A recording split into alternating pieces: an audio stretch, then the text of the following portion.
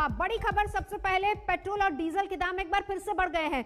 दिल्ली में पेट्रोल की कीमत अब 90 के पार चली गई है। अब आपको 1 लीटर पेट्रोल खरीदने के लिए देने होंगे 90 रुपए 19 पैसे। ये दिल्ली की खबर है और दिल्ली में पेट्रोल 31 पैसे महंगा हुआ, डीजल में भी इजाफा हुआ है, 33 पैसे महंगा हो गया है डीजल। मुंबई में अगर पेट्रोल के भाव की बात करें तो 100 रुपए प्रति लीटर तक पहुंचने वाला है। मुंबई में पेट्रोल 96 रुपए 62 पैसे, डीजल 87 रुपए 67 पैसे हो गया है।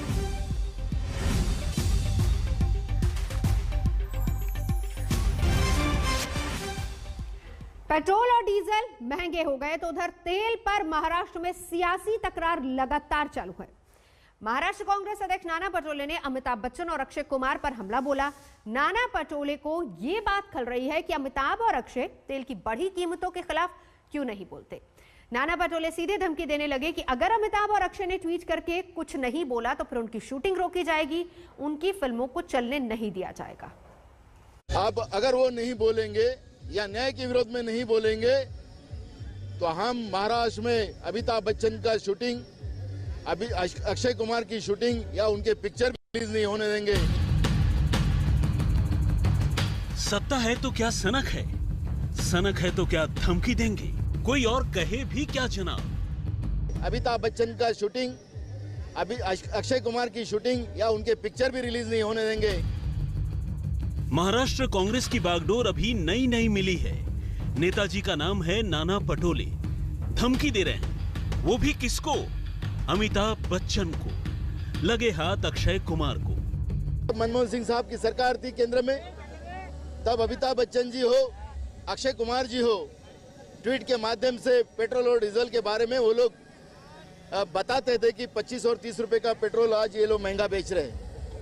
आज अंतर्राष्ट्रीय बाजार में कच्चे तेल के दाम कम होने के बाद भी जिस तरह से डीजल पेट्रोल के दाम बढ़ाकर, गैस के दाम बढ़ाकर हिंदुस्तान की जनता के जेब काटने का महापाप भाजपा की नरेंद्र मोदी की सरकार जो कर रही है, आप क्यों नहीं बोल रहे हैं? अब अगर वो नहीं बोलेंगे या न्याय के विरोध में नहीं बोलेंगे तो हम महाराष्ट्र में अमिताभ बच्चन का शूटिंग, अभी अक्षय कुमार की शूटिंग या उनके पिक्चर भी रिलीज नहीं होने देंगे। तो नाना पटोले का दर्द भी गजब का है। दावा है कि अमिताभ अक्षय मनमोहन राज में पेट्रोल डीजल की महंगाई पर क्यों बोले थे, तब बोले थे तो अब चुप क्यों है। वैसे अमिताभ अक्षय ही ये बताएं तो बेहतर है कि मनमोहन राज में वो पेट्रोल डीजल की बढ़ी कीमतों पर अगर बोले थे तो क्यों बोले थे। लेकिन मौजूद सवाल तो ये है कि नाना पटोले के निशाने पर अमिताभ अक्षय ही क्यों आए। अमिताभ आए और उस पर से तुर्रा ये कि ये धमकी नहीं, ये तो जनता की डिमांड है, क्योंकि जनता पैसे चुकता कर अमिताभ अक्षय की फिल्में देखती है। आपकी लोकप्रियता जो है, लोग पैसे देकर आपको, टिकट लेकर आपको देखते हैं, लेकिन महाराष्ट्र में अब ऐसे लोगों को जो दबाव में लोगों के प्यार को इस तरह से उसको इस्तेमाल करते हो, ऐसे लोगों की पिक्चर महाराष्ट्र में कभी देखी नहीं जाएंगी, शूटिंग भी नहीं होगा। अमिताभ जी, अक्षय कुमार जी, ये हमारी धमकी नहीं है, हम लोकतंत्र की बात करते हैं और लोकतंत्र में आप लोग जो हो वो जनता के आइडल हो और आपकी जवाबदारी बनती है कि जो जनता पे अन्याय हो उसकी आवाज आपको उठाना है। यानी नाना पटोले लोकतंत्र के मायने, अभिव्यक्ति की स्वतंत्रता के मायने, अपनी अपनी सोच, अपनी अपनी राय के मायने ये समझा रहे हैं कि खाता न वही जो सत्ताधारी पार्टी कहे वही सही। नाना पटोले जी का ये पब्लिसिटी स्टंट है। उनको ये पता है कि अमिताभ जी या अक्षय कुमार या सेलिब्रिटीज के ऊपर बोला तो दिन भर खबर चलती है, नए नए अध्यक्ष बने, उनको भी अपना नाम कमाना है, तो उनको लगता है कि चलो दिन भर की पब्लिसिटी इनके नाम से मिलती है। कौन बंद कर सकता है, कैसे बंद कर सकते हैं? लोकतंत्र है, कानून का राज है। आप सत्तारूढ़ पार्टी के अध्यक्ष होंगे इसका मतलब ये नहीं है कि आप मालिक हो गए।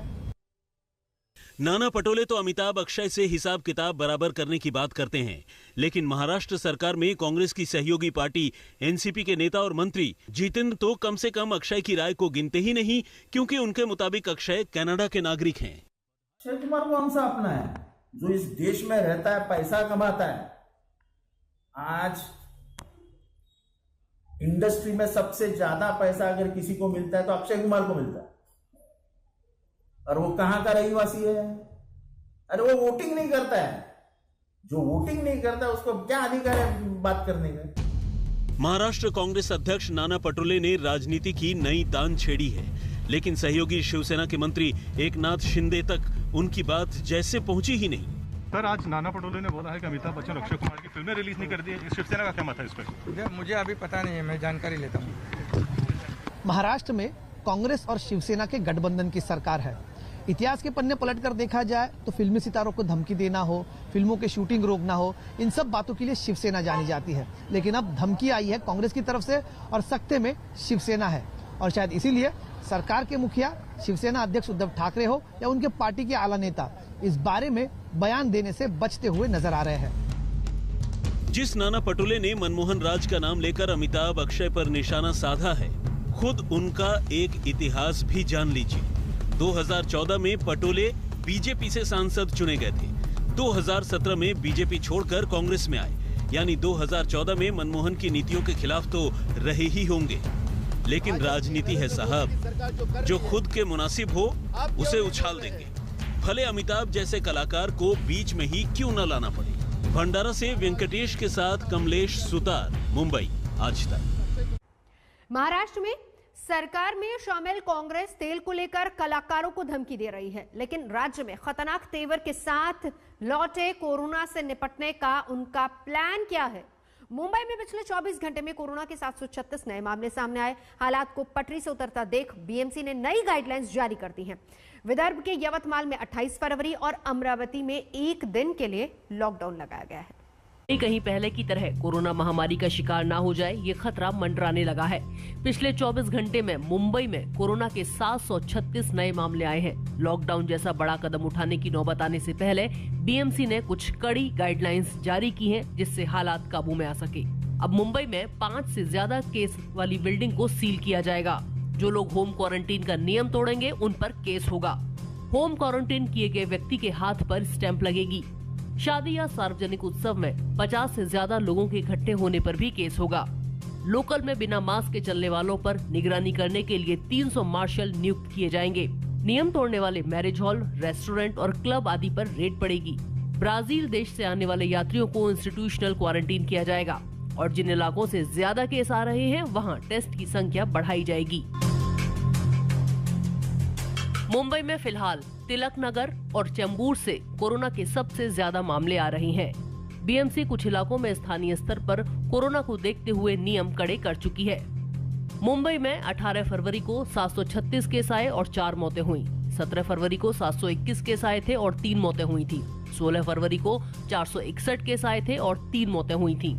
15 फरवरी को मुंबई में कोरोना के 493 केस आए और 3 कोरोना मरीजों की मौत हुई। 14 फरवरी को मुंबई में कोरोना के 645 केस आए और 4 मौतें हुई। मुंबई में कोरोना के मामले 3,16,000 के ऊपर पहुंच गए हैं, जबकि शहर में अब तक 11,432 कोरोना मरीजों की मौत हुई है। महाराष्ट्र के यवतमाल और अमरावती में कोरोना के नए मामलों को देखते हुए लॉकडाउन का ऐलान कर दिया गया है। मुख्यमंत्री उद्धव ठाकरे ने इस बारे में उप मुख्यमंत्री अजित पवार से चर्चा की। यवतमाल में 8 फरवरी के बाद से कोरोना के मामले तेजी से बढ़े हैं। यवतमाल में 28 फरवरी तक लॉकडाऊन रहेगा। आपण आज जिल्ह्यामध्ये लॉकडाऊनचा आदेश सुद्धा देतोय आणि त्यामध्ये खाली आपले जे तहसील स्तरावरचे जे इन्सिडेंट कमांडर्स आहेत त्यांच्या आपण लेखीपूर्व त्यांच्या फील्ड स्टेटस काय आहे त्यांच्या आपण लेखीपूर्वक आपण त्यांना विचारलेलं आहे। त्यांच्या रिकमेंडेशन्स नंतर आपण पूर्ण जिल्ह्यासाठी आणि या 3 नगर परिषद एरियाज जे आहे टाउन्स जे आहे त्यांच्यासाठी सेपरेटली असं आपण लॉकडाऊन आणि त्यांचे इम्प्लिमेंटेशनचे आदेश आपण आज देणार। पिछले एक हफ्ते में अमरावती में कोरोना के करीब 3,000 नए मामले सामने आए हैं। कोरोना फैलने से रोकने के लिए प्रशासन यहां सख्त कदम उठा रहा है।